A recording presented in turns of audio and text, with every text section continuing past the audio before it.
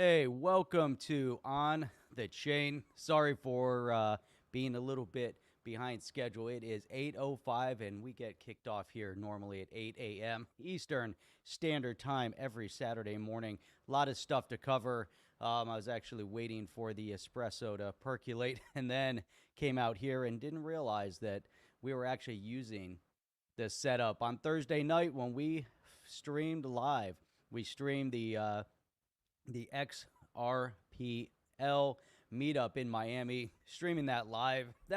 It came out to be outstanding, and then I had to reconfigure some of the settings over here. So everything is great. Looking forward to kicking this thing off.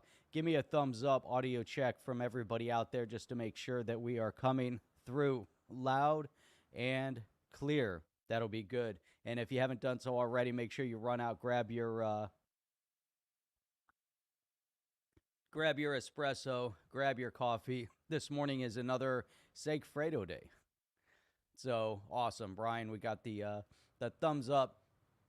We got the cue. We've got the audio check. Today we're going to dig in. Why are we going to dig into how the SEC is flip-flopping? They got their flip-flops on. They think it's summertime. They're walking around with their flip-flops, and they're flipping on BTC and ETH, known as Ethereum, as we've heard some interesting statements in the past couple years that came out of Hinman, that came out of Jay Clayton, that really gave us this impression that the SEC saw Bitcoin and Ethereum as compliant securities, if you want to phrase it in the not compliant versus compliant phraseology.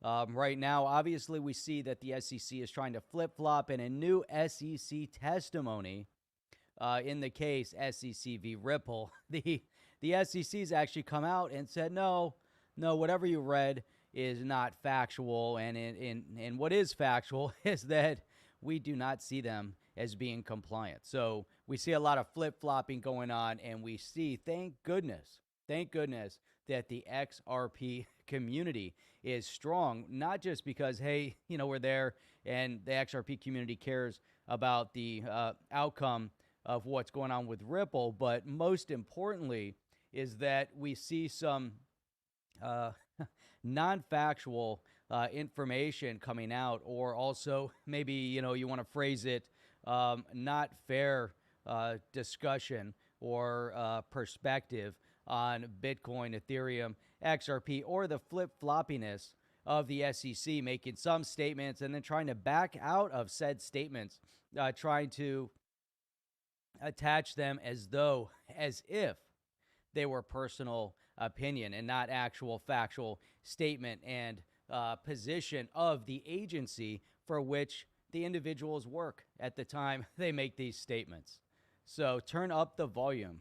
Kelly's saying pump up the volume a little bit. Can we pump up the volume? Is that a little bit better? Can you guys hear me a little bit louder right now? So if that's all good, then we are good to go. We got people that are tuning in from all over the place.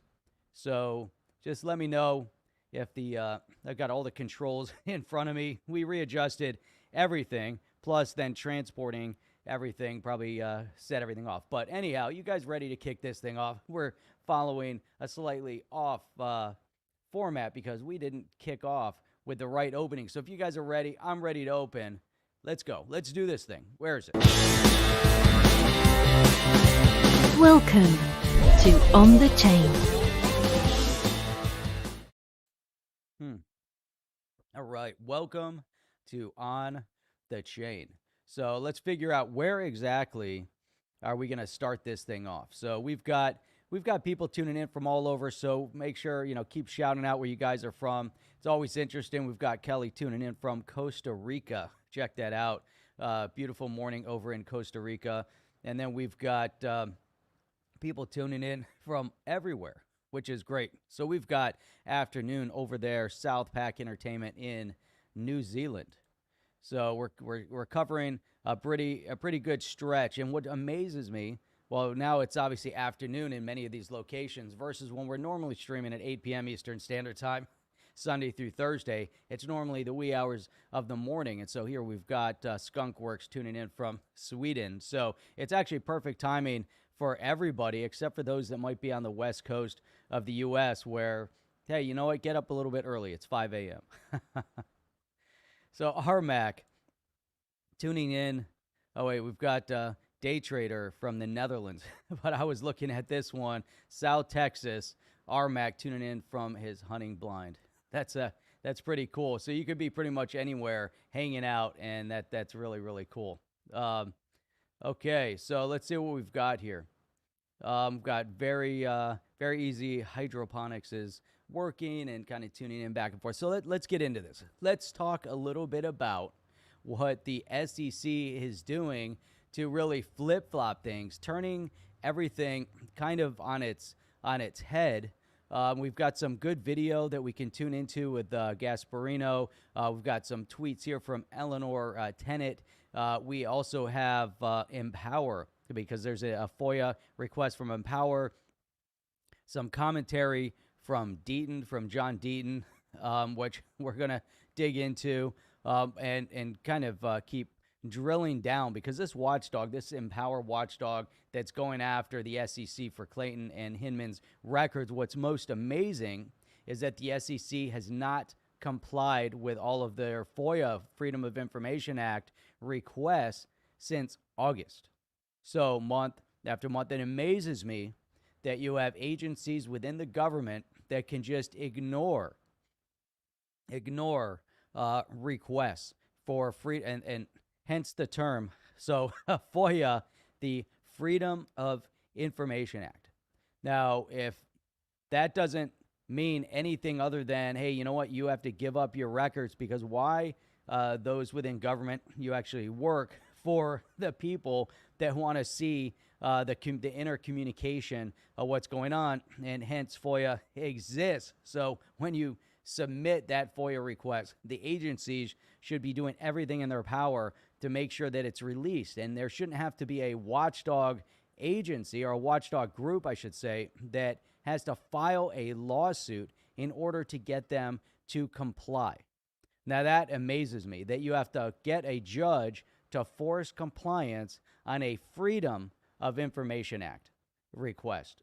Freedom, underline, freedom. And this is so basic. The basic tenets of the society, of the republic, is adhering to the laws, whether they are to enforce individuals for not breaking a law, and also the government for adhering to the exact policies that are required of this government.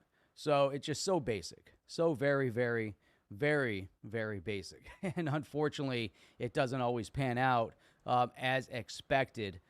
So thank goodness. And what we're going to cover that Empower here in a minute. And I kind of want to dig through some of these tweets. I'm going to pull up, because some of the stuff we have from other members of the community and others that are out there in general on Twitter that are really highlighting and putting out some amazing content. So let me make sure I'm sharing my screen properly.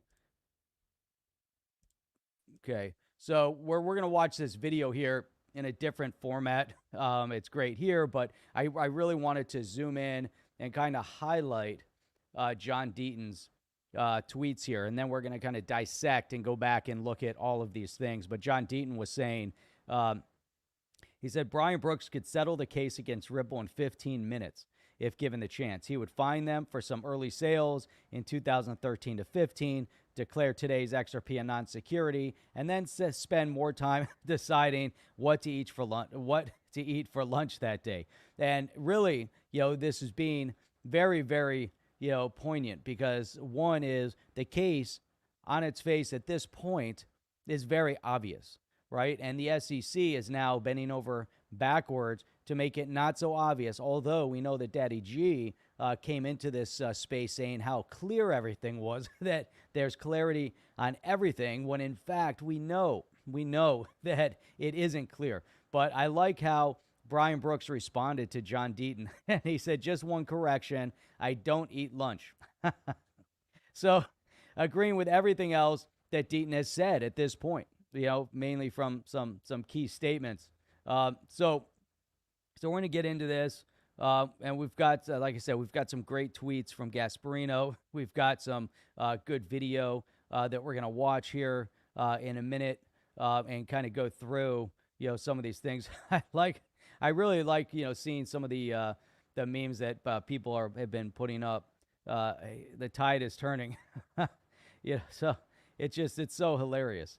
And it is true. There's so much that's going on right now, and it's moving almost in warp speed, even though it doesn't. Sometimes you feel like everything's moving like molasses because things are taking so long to assess. But in fact, there's so many things happening, almost like on a daily, on a weekly basis. We have just a ton of info coming out, and there's all these things that are going on kind of behind the scenes that is really, really impressive. So, all right, let's get to, let's see. All right, let me pull up. Where's the Gasperino? This one is good. Bank XRP posted a full 5-minute of this one here. But let's see, we've got, all right, I've got Coining 203 posted, multiple breakdown of the video into different segments, into shorter clip segments. So we can play this one, and we'll just break it down. I'll pull it up here in a second. Then we're going to go through what Empower Oversight has been up to, and then trying to find the Gasperino tweet. Here's the Eleanor Terret tweet. So let me see here. Let's go through this one first, and then we'll get into the video here in a second. But all right, here we go. Let's reshare that. So here's and this is, everyone is really hammering, this information right now. So, and this is so critical, across the board. So we've got Eleanor Terret, came out and said, to date, the SEC has failed to comply with 6 of the 8 categories of documents in Empower U.S. FOIA request. Consistent with John Deaton's attempt to get similar information from the SEC, they haven't answered him, and they haven't answered me or Gasperino. So imagine, so you've got some, Fox Business reporters. You've got Eleanor, you've got Gasperino.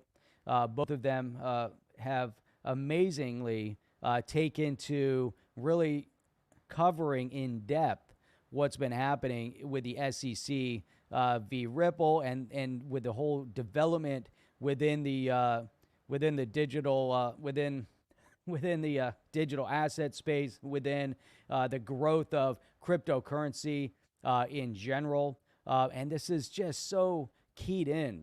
The two of them have really been amazing proponents of this space because they understand, they really understand the dynamics. They understand the significance of the digital asset space. And in fact, the other day when JV was on, and we were covering, that was on Wednesday, and we were covering the hearing from Wednesday. And in that hearing, it's interesting to see the change of perspective that's coming out of Congress right now. So something behind the scenes is definitely being orchestrated. But when it comes to being, highlighting it and underscoring kind of the corrupt mindset of what's been happening at different various agency levels, as well as appointed officials, not elected officials, but appointed officials,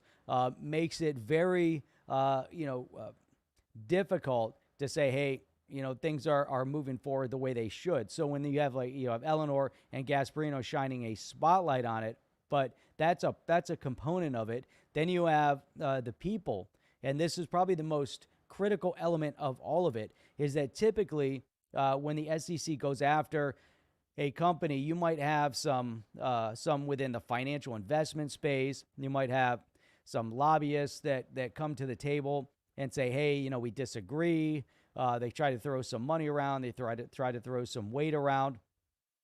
I don't know in the history of the SEC actually coming after a company that individuals have then sued the SEC for their action, singling them out and making big statements, and then having media come out and say, and congressional representatives to the SEC, basically making these statements that, by the way, SEC, you are doing nothing to support your mission statement. And your mission statement of the SEC is to protect retail investor. Now, just because you say it is doesn't mean it is. So when Gary Gensler comes out and says, well, that's their point, is that they're there to protect retail investors. Just like now, Gary Gensler is going after SPACs, right?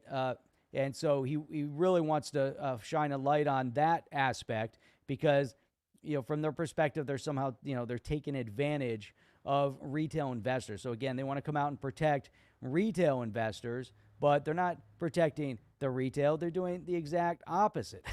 So, and it's time after time, but now this is the first time, probably, like I said, in history, that people have risen up. And this is the power of this republic, that we live in, right?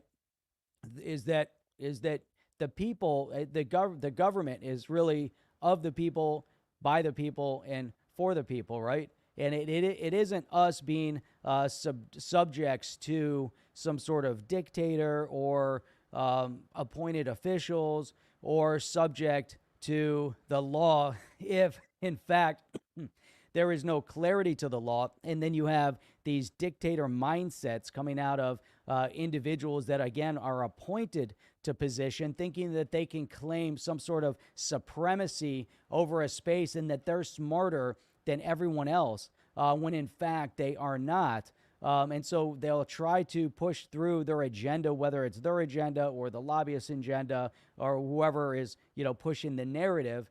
But when you have individuals, when you have we the people kind of rising up, and this is what we see with the John Deaton case, against the SEC on behalf of the XRP holders, XRP community, basically stating that SEC, by the way, by your action, you have not just disrupted the market, but you have damaged countless XRP holders to a significant amount. So if you're in fact protecting retail, you're actually damaging retail. You're not protecting anybody. And in fact, your action is going to push companies offshores to further damage retail investors, but further to damage domestic investment at large and in an entire industry. So there's so much going on with all of this, to also the point, and we've emphasized this and singled this out so many times, which is when the Senate was cramming through an infrastructure bill, they decided to add crypto legislation into it, and their phones were ringing off the hook. Thousands and thousands of calls, to the point where it crashed some of the phone network at government, because there were so many people calling saying, what the hell are you guys doing?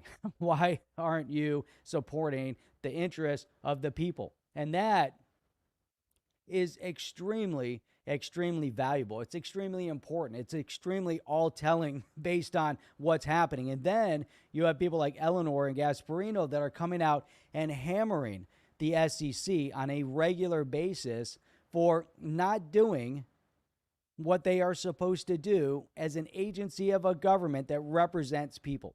Now, Gary Gensler is not an elected official. Gary Gensler is an appointed official.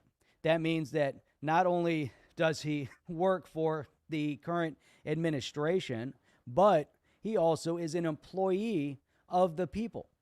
Now, as an employee of the people, doing things that are contrary to the betterment of the people isn't consistent with the theme of this country, as it probably wouldn't be in many countries. So anyhow, this is really critical information, and then we get into other details, right? And this was brought up in our chat the other day. We have Gary Gensler's daughter is interning for his friend, for his buddy, right? And his buddy is Elizabeth Warren. So now, if you think about the inner workings of government and the strings that you get to pull, right? The thank yous, the congratulatory offerings, right? And this is mechanism, a way around those kind of thank yous. Like, you do what I want, and then I'll compensate you. But you can't have direct compensation, right? Because that's illegal. Now, if you orchestrate something along these lines, right? Even if it's for a short period of time, what side was the offering from? Is there a payback?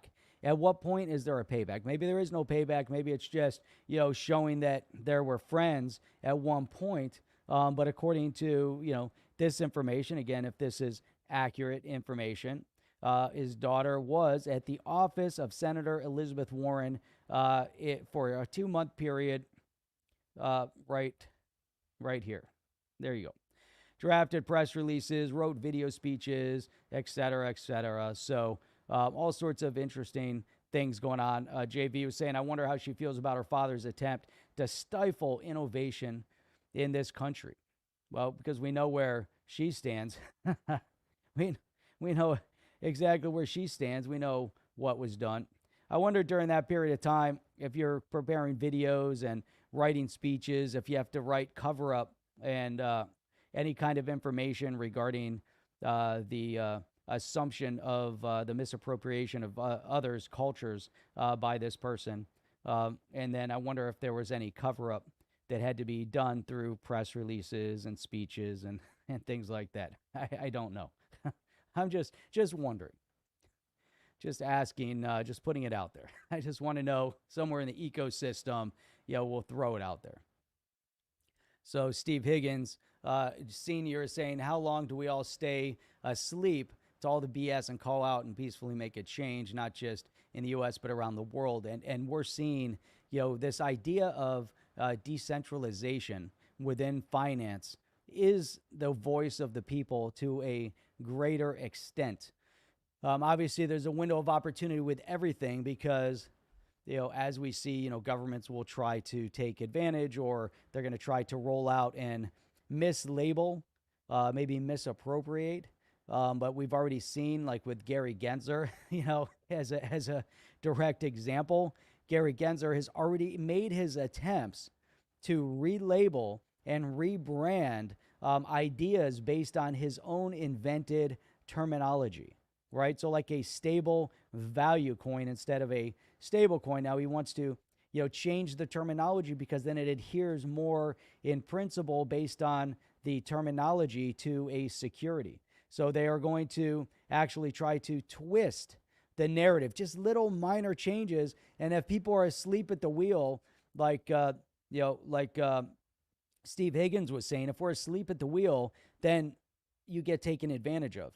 But when the people are waking up, and the people within the crypto space, I would say, I don't know if it's like a majority of the people or if it's a growing percentage of those that are investing within the crypto space are awake. They're not asleep at the wheel because they're realizing, they're educating themselves. They're showing up on YouTube in large groups. They're showing up on Twitter in large groups and sharing information, drilling down and trying to get the ideas across. And this is a global agenda, because this isn't, if this was just, hey, you know what, we're talking about high tech coming out of Silicon Valley and San Francisco, and the majority of the technology and the companies were still over there in that area, and this was the 90s and the internet boom, and most of the big things that were happening were really focused in and around maybe MIT or what was going on in Silicon Valley, and that's it. Now,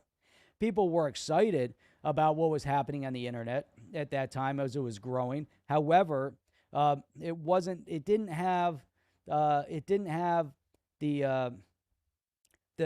emotional, I don't want to say emotional, it's not the right word, but it didn't have the societal connection. So although it was a societal change, obviously, internet bringing to the people has had a drastic change on a global scale on how people interact and connect with one another and share information. But it wasn't really until recently, I would say, with the cryptocurrency boom and obviously starting with Bitcoin from the early years, 2008, 2009, 2010, when it finally, started to get some traction. And we're talking about 10, 11 years. And we see significant traction. Now, if you have this high type of traction, right, and then it's a global. So look at the audience that we have here, right? We have 177 people watching right now. And James is right. 67 thumbs up with 177 people watching is crazy. But the point here is that we have people, as we reviewed in the beginning, from all over the world, right? From all over the world. And it's so amazing to me because I've spoken to so many different people. And it was amazing going to this XRP meetup in Miami on Thursday where we got to meet, quite a few people for the first time, some that have been watching the show. But the point here is that, there's people all over the world that are interacting with one another. And many people that I've spoken to over the past year and a half, 2 years since we've been making videos and whatnot, is that some people have come to the crypto space investing in their future for the first time. For the first time. Many people that are here with us today from all over the world, if you would have asked, hey, you know what, a year ago, 2 years ago, did you really care about what was happening economically? Did you try to dig in and try to figure out and follow and monitor hearings within Congress? If you're in another country, do you really care about the inner workings of U.S. government and care about what the SEC was doing or saying in relation to anything? And the answer is no. I mean, the majority of people could care less what was happening in the halls of Congress, and many could even more could care less what was happening within the agency, the SEC. Now, it's amazing to me because, we've got so many people that do care now. And this has been, I would say, complacency has been one of the biggest issues to overcome, regardless if it was, from a political perspective. It's extremely difficult because people are, they're living their daily lives. They're going to work. They have their family. They come home. They want to watch sports. They want to hang out. They want to go to the gym. They want to do all these other things. The last thing that the majority of people want to truly do is sit down and try to figure out, how is government impacting my life today? How is government corrupting and limiting my opportunity of success from an investment perspective? Most people, don't really want to tune into that. However, now what crypto has really taught everybody is that, hey, you know what? You have to take responsibility. You have to have a clear understanding of the impact on a broader scale of how government is inconsistent with messaging that will directly impact your investments, directly impact how much taxation will be collected from your gains, whether they're realized or unrealized, right? So in this country, there's discussion from the Treasury Secretary of taxing unrealized gains, right? Not realized gains, but unrealized gains. Now, if you're, not paying attention and you're asleep at the wheel, then stuff like that's going to be crammed through. Imagine if all the crypto investors were asleep at the wheel and they threw that crypto legislation into the infrastructure bill. For 3 days, it tied up the bill because of crypto. And we had members of Congress that woke up. If the crypto investors were asleep at the wheel and didn't care about what was happening, then the hearing that took place in Congress on Wednesday wouldn't have happened. It probably wouldn't have happened and no one would have cared about it. But we have people like Tom Emmer and Warren Davidson and Darren Soto and Gottheimer, Democrat, Republican, that care about innovation. We have the mayor of Miami who cares about innovation. We have the governor of Florida that cares about crypto innovation. And in fact, DeSantis is trying to find a mechanism of how to bring cryptocurrency to Florida from a state level, right? We see Governor Abbott in Texas cares about innovation, cares about the crypto space, but also cares about other technology as he's trying to draft and recruit companies that are coming from overzealous states that have destroyed the framework of their state, like California, right? California, way too expensive to live there. All these companies are realizing that the state doesn't care for them, that in fact, if you go to like Yuma, Arizona, or southern border of California, or you go to Texas, there's a major issue going on the borders, and the people realize that the worth and value of citizenship has diminished immensely, right? So we have people that cross into our border on a daily basis. They're flying with passports and have to meet all sorts of regulatory hurdles. Now, there's people that want to come to the United States from all over the place, and they cannot get a visa to come here. And they wait, and they wait, and they wait, and they finally get a visa, and they fly here, and they come in here legally. And then, you have an administration that is turning a blind eye to people that are infiltrating the southern border from all over the world, coming here illegally, that did not have to go through that visa process. Now, is our visa process somewhat, backward? Should it be different? Yes, it should have been for many years because of the complexity of trying to come to the United States. But the answer isn't just a free-for-all, and we're seeing the same mindset, this free-for-all mindset, that's infiltrated all levels of government, and one of them is the SEC, that the free-for-all is that they do not have to adhere to law, right? So if you don't have to adhere to the law, then what good are the laws? And that is problematic across the board, but that's where the people step up. That's where the people say, hey, you know what? Enough's enough, because we're not going to take it anymore. We're not going to sit here while you use and abuse and undermine the law here. And that's why it's so key. We key in on Saturdays and really take a look at, what is vital. Why do we have people like Charlie Gasperino and Eleanor Terret stepping up to the plate to put their everything on the line, basically, right? Because they know they're on the right side of things. They see a massive, massive cover-up case that is exploding right now. It's kind of in like meltdown. Why? Because the SEC overreached. The SEC decided to file a suit against Ripple and is now again flip-flopping on things that they say. So here's Charles Gasperino, exactly on point, right?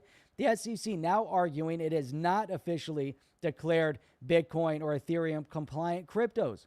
According to testimony in the SEC v. Ripple, that appears to be a 180 from not just Bill Hinman's speech, but the regulatory approach of former Jay Clayton, right? And now at Gary Gensler, spokesperson. And so then you have this major issue that we're talking about in the beginning, that is this.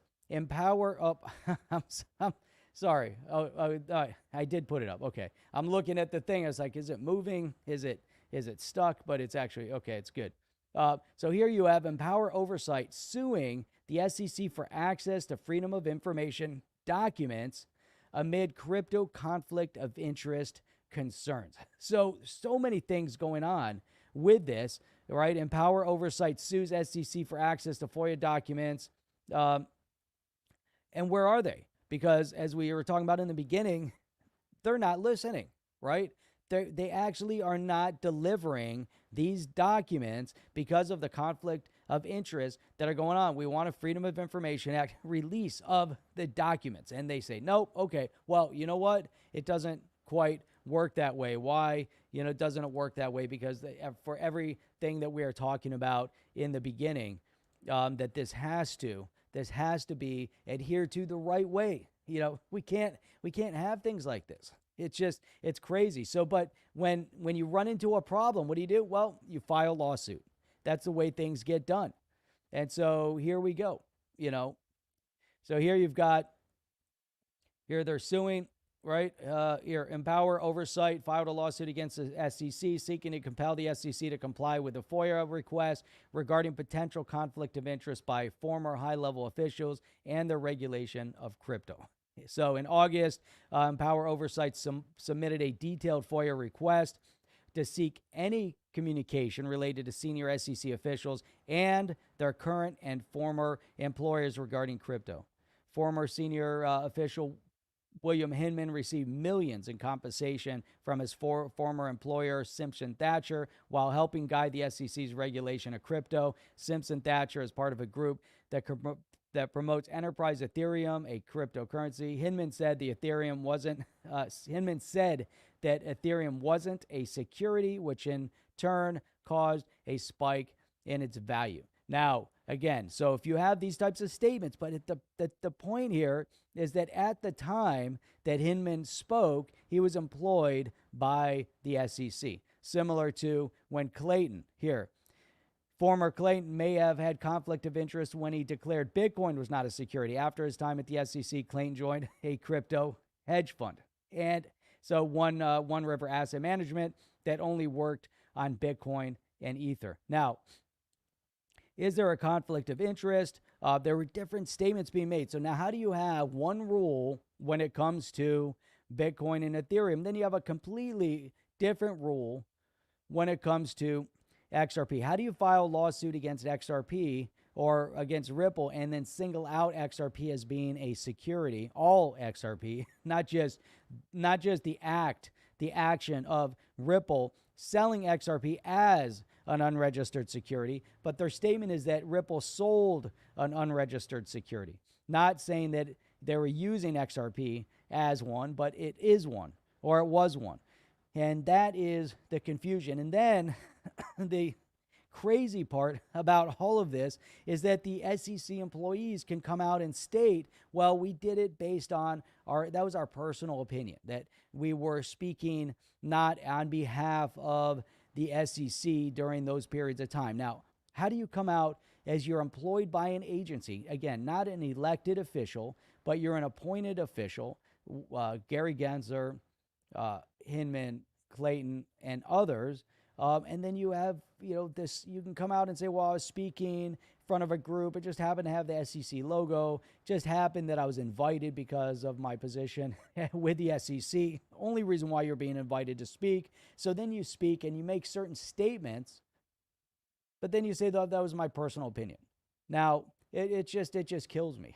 It really kills me that you can do that, because if you can do that, then you can do whatever you want. You're not tied to any one thing, right? It just is. That's just how it is. So look at this picture. Look at this one. Hang on. Look at this. Yeah. So what are they talking about? Right? So here you're coming from the Senate. Hey, don't worry. You can do what you want to do. You can go ahead. What's being whispered at that moment? What's being said? Right? So right, I like this from 8 bits long. It seems Congress can't keep the SEC in check, or is it won't? Now, we saw this distinction, which I thought was really critical, right? Which was the hearing, when we saw Maxine Waters coming out and making positive statements about cryptocurrency. Her whole opening was positive.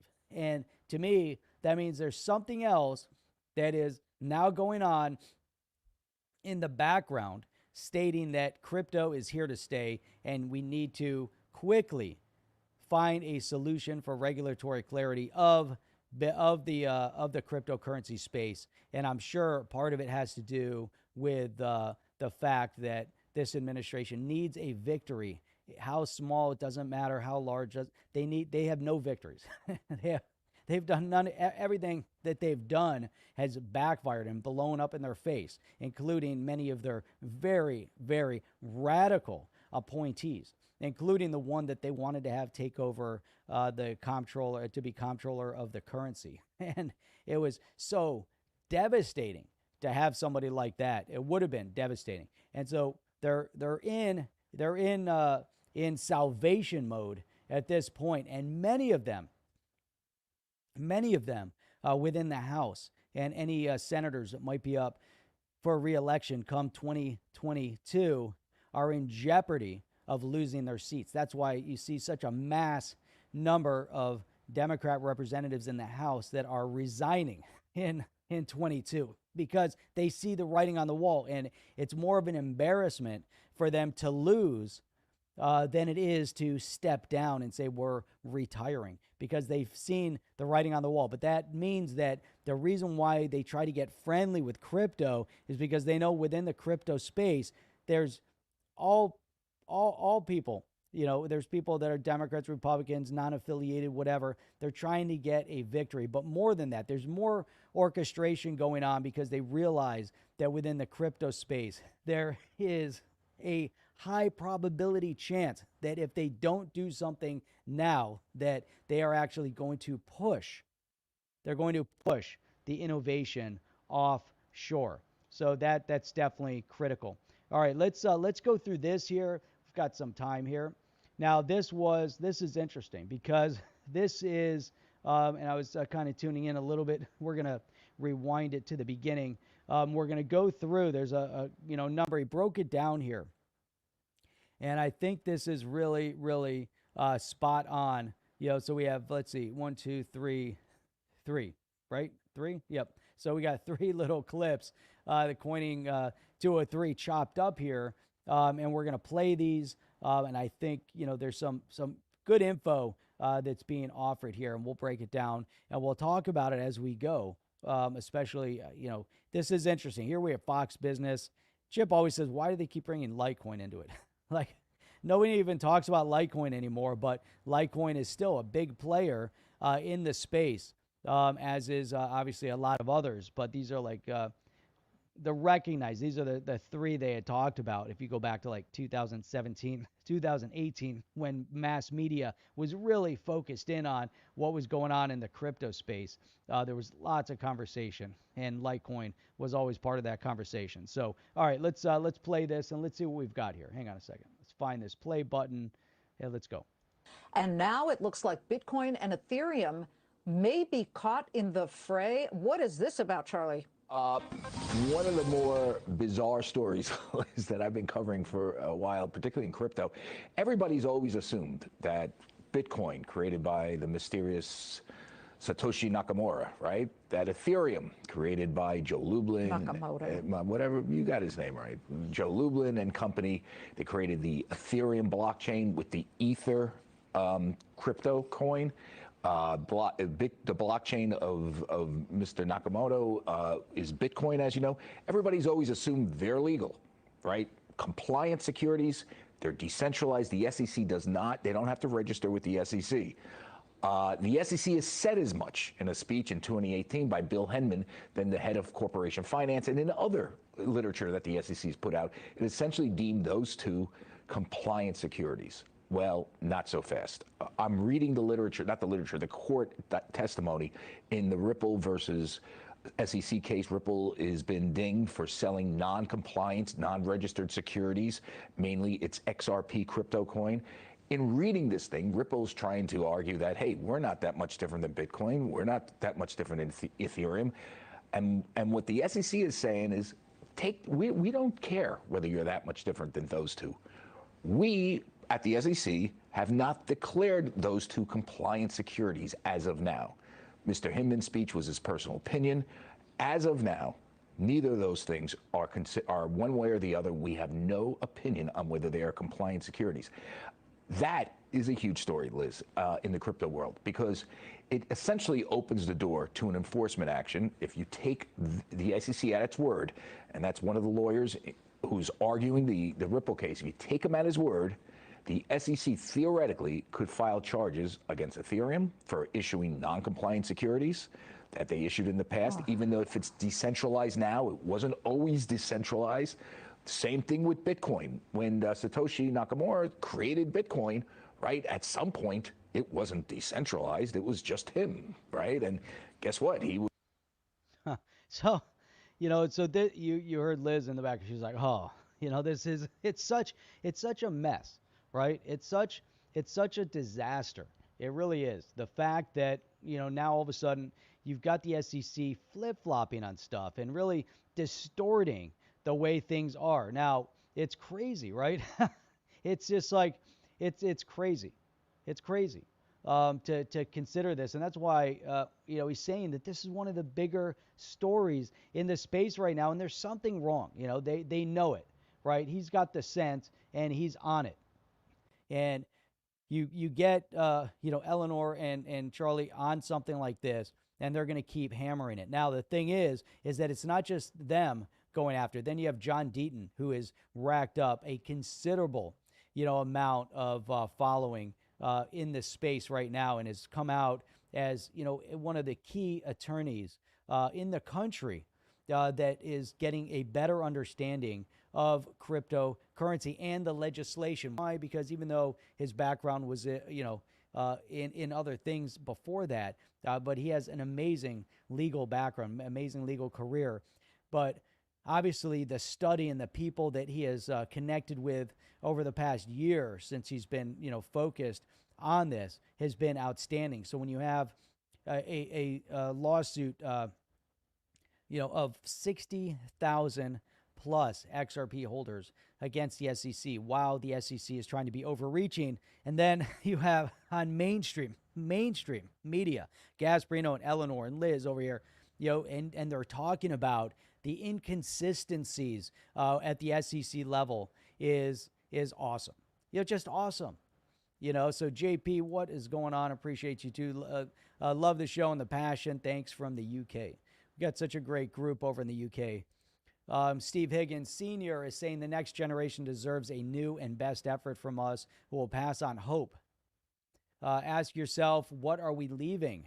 Not taking somewhere else a lot longer than when we all were here. So if you leave something, you have to leave it in equal or better position than when you got it, right? So, and that should be a rule. Now, for the next generation, we don't want to leave it equal. We want to leave it better. Who wants to leave it worse off? Right now, you have an entire generation within government that's leaving things worse than when they got them. They get them good, and now they turn them bad. So, and it's the same thing here. So we've got to do everything, right? We got to save, what's going on here. We don't want to lose it. So, all right, let me pull up this next one here. Hang on one second. See if we can get this next tweet. All right, hang on one second. Let's pause this here. Oops. Hang on. I'm trying to pause it, and then we can play it. Here we go. Let's pull it up. Oh, where's the play button? And that's one of the lawyers who's arguing the Ripple case. If you take him at his word, the SEC theoretically could file charges against Ethereum for issuing non-compliant securities that they issued in the past, even though if it's decentralized now, it wasn't always decentralized. Same thing with Bitcoin. When Satoshi Nakamoto created Bitcoin, so bizarre. And it does, listen, I don't know if they're going to go back and look for. I think we just played the same exact clip. Hang on a second. What happened here? It's a different clip. Hang on, let me pull this down. What happened? Why did it pop up the same exact clip that we did before? It's one of two. Make sure they're different here. Oh no, this is also. Did it end up being the same one? Oh, this one's different. Okay, this one should be different. Let's see. Let's open this one up again. Let's see. If worse comes to worse, we'll watch the same thing. Let's see. Mr. Nakamoto, whatever his name is, all right? Whether he or she exists, because we don't know who it is right now, this is right? different. It might be a bunch of people, It might be a bunch of Charlie. people. So let me rewind it. Same thing with Bitcoin. When Satoshi Nakamoto created Bitcoin, right, at some point, it wasn't decentralized. It was just him, right? And guess what? He was, and as you know, I think the story with him, he hasn't sold any of his Bitcoin, but maybe some of the initial people that worked on it did. Then does that become a non-compliant, compliant worked on the Bitcoin blockchain? This is where this is getting so bizarre, and it does. Listen, I don't know if they're going to go back and look for Mr. Nakamoto, whatever his name is. All right. I don't know. Did you guys see here? Let me just back up one click. Here we go. Hang on. There we go. So look at this. Gasperino, SEC spokeswoman, declined to comment. So again, here you have the SEC. You have a bunch of employees. These aren't elected officials. These are employees, and they decline to comment on their position. And amazing, right? Say we're not going to say anything. We're not going to talk to you. you know, and so I find that interesting. You know, I saw that statement on the screen. Or Mr. Nakamoto, whatever his name is, all right? Whether he or she exists, because we don't know who it is right now, right? It might be a bunch of people, It might be a bunch of Charlie. people. So I don't think they go that far back. But clearly, Ethereum could be in the crosshairs, Liz. Gary Gensler, when he was an MIT professor, believed that he said it point blank. He didn't think Ethereum, he believed Ethereum, there was a case to be made that if Ethereum was not compliant. He has said that on the record. He does not comment on that now. We've asked him to comment on that and this whole subject. The SEC declined comment on the story, Liz. But clearly, this is a story that's that's definitely being talked about inside the crypto industry as this court testimony gets passed around. By the way, this court testimony occurred a couple of months ago, but it is now, you know, you see it on social media, and that's kind of how I got my hands on it. And the SEC lawyer says it point blank. SEC has made no official ruling on the compliance of Ethereum's Ether or the Bitcoin cryptocurrency. Liz, back to you. All I will say is we had the BitFury CEO the other day. He also testified before that House panel. Yeah. And he said, I asked him, is XRP a security or is it a currency? And he said, looks like a currency to me. It's you know, one of the reasons why this came up, whether Ethereum and Bitcoin is actually that there's an SEC ruling on it, is because XRP's. So this is amazing. I mean, you look at it, and she's talking about Brian Brooks. Obviously, he's the CEO of BitFury now. Brian Brooks was the comptroller of the currency prior to, and obviously now he's on to big things within the crypto space. So I find that one, you know, to be really interesting. And then let's go to the very last clip. This one's like 45 seconds worth. Let me set it up here. Hang on a second. Let me pause it. All right, let's get this one set up. We'll add this one in. This is the third clip from this interview. Let's check this one out. Ethereum and Bitcoin is actually that there's an SEC ruling on it is because XRP's lawyers, or excuse me, Ripple's lawyers are saying the case against us does not hold water. We sold XRP, yes, but we want to know, but it's not that much different than what happened in Ethereum. So we want to see, in our discovery, we want to see the SEC's rulings, what you've said on Ethereum, how you declared it back in 2018, a compliant security, and Bitcoin. SEC comes back and says, well, we haven't really declared it. That was Mr. Hinman, Bill Hinman's personal opinion.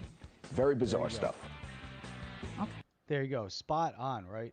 Very bizarre stuff. Yeah, you can't say it any better than that. Very bizarre, right? So Hinman comes out, makes his statements, and now, you know, now they're trying to back down from this. Oh, hang on. I got to get rid of this. It keeps replaying in my ear. So let's get rid of that. We've talked about Empower. Got Empower. We looked at some of those things there. We got Brian Brooks responding to John Deaton. Now, Brian Brooks, again, was the comptroller of the currency, now the CEO of BitFury. And Brian Brooks hit it out of the park during the hearing on Wednesday. And it was just outstanding, right? So really, really key, really critical details that were going on over this period of time. So now let's look at, let me pull a few things up here that we added to the keep that are kind of interesting, right? So let me throw this one over here. This is David Schwartz is funny because he's always, you know, adding some interesting things to Twitter. He was talking about penguins, but we're not going to talk about penguins today, even though normally I have a nice penguin shirt. So that's always cool. But check this out. David Schwartz said, what about an ERC-20 instance of a stablecoin? Is that a security merely because it trades on a blockchain that's centrally controlled?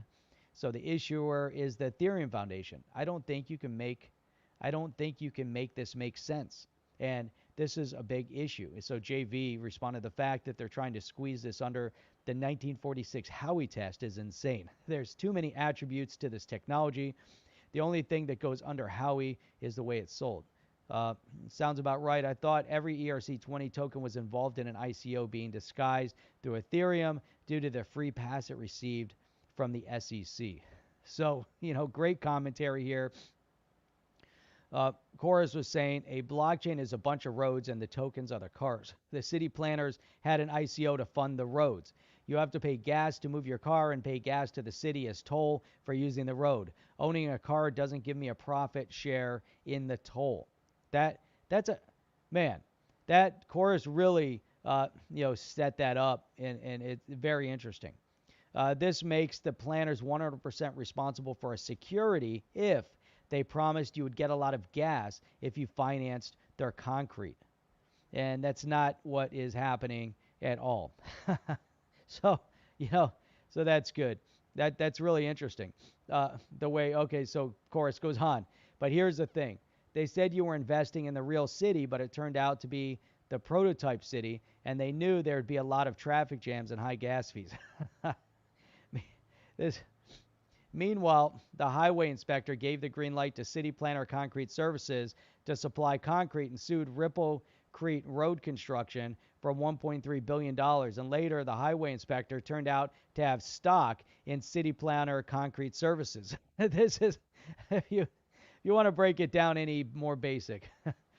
The Ripple Creek Road Construction highway design had a low fee, and it only took 3 seconds to drive on the highway, but it was suppressed by City Planner Concrete Services. So people would use their prototype roads and pay $250 to move a $20 package in your car.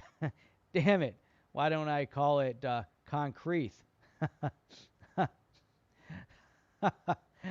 Julian, you had it. It was right there. This is just, it's great. Let's see if did Chorus put anything else up? No.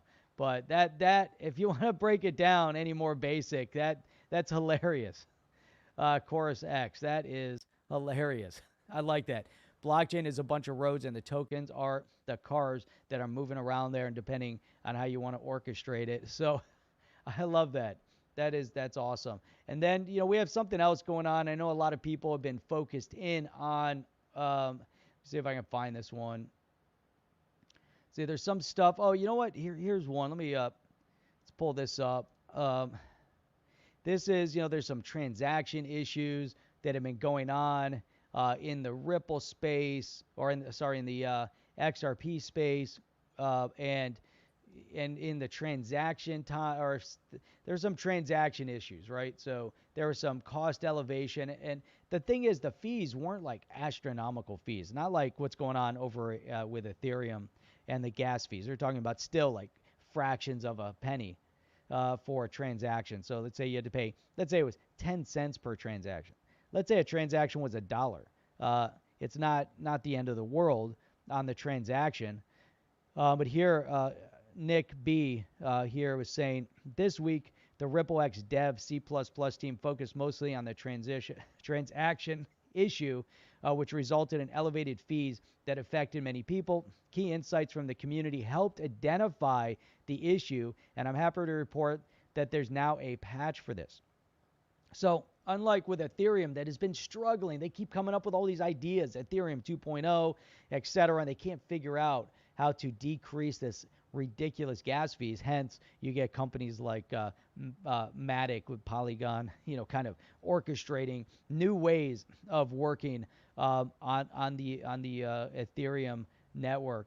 But here you have very quickly, they address the elevated transaction fees, and they're able to get a fix, a patch in place to fix it, because you have an amazing developer team that addressed it that quickly. So Nick says, past community-wide discussions have focused on trimming the fat by reducing the size of ledger objects. We'll publish a proposal to do this for trust lines, reducing their size by over 50%.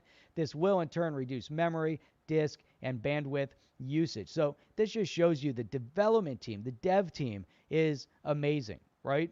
So they're on it, they're figuring it out. Obviously, there's an increase in usage based on all the trust lines and the tie-ups, and every trust line required 2 XRP, and tons of trust lines being set up. And now they're figuring out it's an amazing sandbox test case in the real world to really put and stress the system. And then you have the tech guys on the other side fixing it. So Nick says, we're also going to be proposing further enhancements to the ledger forward replay code, which should result in faster syncing and the ability to provide better sync progress information, making it easy for node operators to monitor their server status and sync performance. Bank XRP, I really appreciate you sharing this with us, Nick. Have a great weekend. How awesome is that? How amazing is that to really see, what is going on in the Ripple X dev team, right? And we got a little bit of a look into that on Thursday when we had Matt Hamilton here speaking that we streamed live. And if you haven't tuned into that, go back and find that video. You can find all of our videos over on our website. If you go to onthechain.io, you can find everything. You can listen to it in podcasts. You can watch the YouTube videos. You can go back and look for the different interviews. You can find all of the key information that we cover is over there on onthechain.io. Plus, we tie in a lot of the articles that we cover, so you can go back and kind of see our thought processes. We put these all together, which is outstanding. So you guys know that we stream 6 days a week, Sunday through Thursday at 8 p.m. Eastern Standard Time, and every Saturday morning right here at 8 a.m. Eastern Standard Time, right here exclusively on the chain. If you haven't done so already, make sure you hit that red subscribe button, hit the thumbs up, hit the bell notification. If you haven't hit the bell notifier yet, it definitely helps because the notifications will typically push out 20 to 30 minutes before we go live. So if you're brand new here and you forget, hey, what days do they stream, Sunday through Thursday? Well, if you hit the bell notifier, you'll get notified. Plus all that good stuff with the algorithms. But appreciate you guys. Why? Because we have the best and the brightest, the smartest are right here with us in the YouTube crypto space. And you know who else said that? It was Matt Hamilton. Matt said to us, he said, you guys have amazing subscribers. He said the conversations and the commentary that go on during each one of the shows is so elevated. It's so amazing that he really appreciates being with us on every show and really seeing how things progress and just being part of and hearing, how great everybody is. So it's really, really great. Look forward to seeing you guys back on the next one. We'll be back here, right here on the chain tomorrow night, 8 p.m. Eastern Standard Time, and we will see you then. I'm out. Are you down? Are you down with OTC? Please like, subscribe, and click the bell to be notified when the next video drops.